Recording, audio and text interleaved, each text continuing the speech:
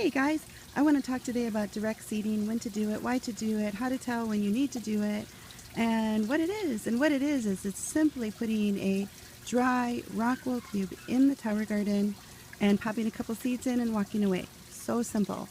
Why to do it? If you are in a hurry, you have an open spot, you want to get a lettuce plant growing quickly, then do it.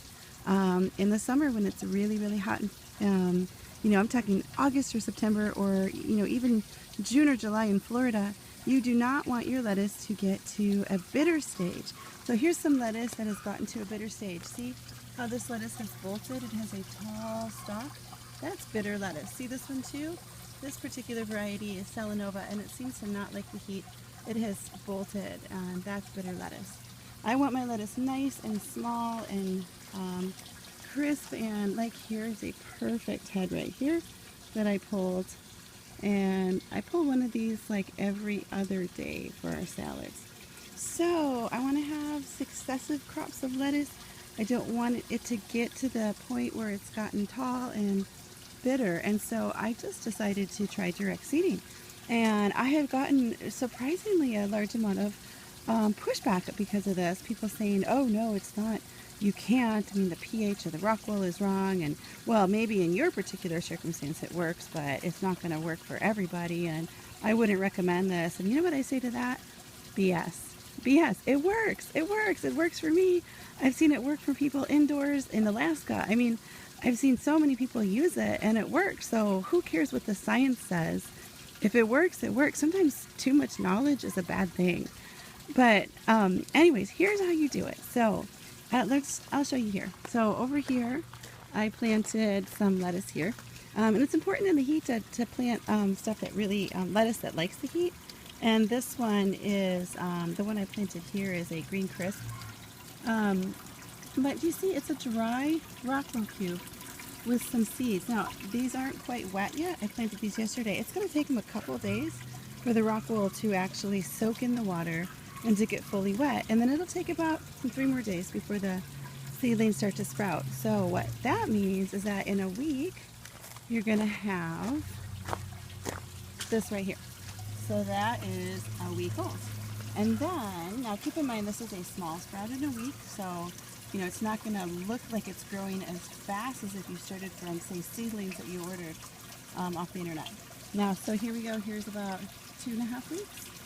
And then this one's probably about 3 weeks right here. And then this one's probably 4.5 weeks. And there's 2 seeds in here. There's 2 different heads. So, like I said, I'm going to pull one of these every couple days. I like to have successive crops of lettuce. So, in other words, I'm going to plant in succession. I'm going to plant one today. I'm going to plant another one in a couple days, and another one in a couple more days, or even one every 2 weeks. Depends on how much lettuce you eat. Depends on how many tower greens you have.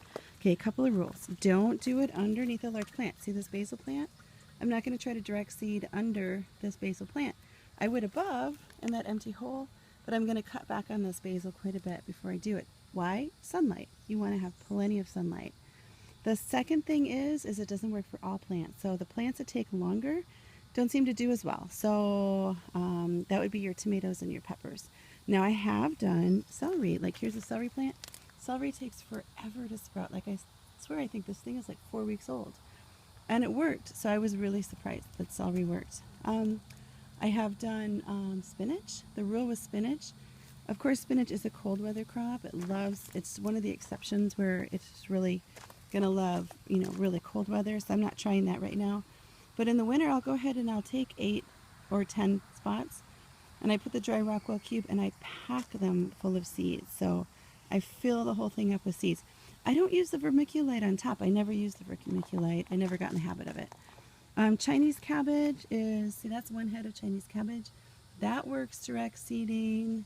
And also, I'm trying cucumber right now because I love to have several cucumber plants going at one time because they're going to grow for a few weeks and then the plant just mysteriously decides to give up the ghost.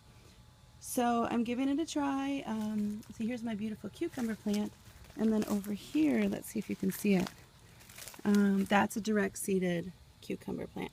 and I'll let you know if it works. Hopefully it works. And again, eggplant is another one that I wouldn't necessarily try direct seeding. But you can see I have plenty of open spots. I need to fill them up with Chinese cabbage and the like. So I hope this helps you guys. Don't be afraid of it. Who cares what people say? If they tell you it doesn't work, give it a try. See if it works. It probably will. All right, you guys have a great day.